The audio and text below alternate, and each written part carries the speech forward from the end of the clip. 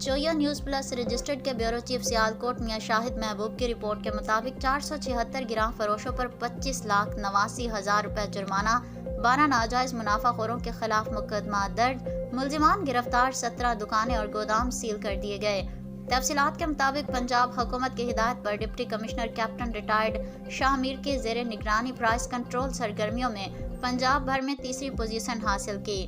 وزیر اعلیٰ پنجاب سعید محسن نقوی کے بیان کے مطابق شہریوں ناجائز منافع خوری ذخیرہ اندوزوں کی روک تھام کے لیے ضلع کے 4 تحصیلوں میں 40 پرائس کنٹرول مجسٹریٹس نے مجموعی طور پر 46,418 انسپیکشنز کی۔ اس دوران گرام فروشی ریٹ لسٹیں آویزہ نہ کرنے پر 467 دکانداروں پر 25,89,000 روپے جرمانہ، 12 ناجائز منافع خوروں کے خلاف مقدمات درج کروائے گئے اور ان کو پولیس کے حوالے کیا گیا۔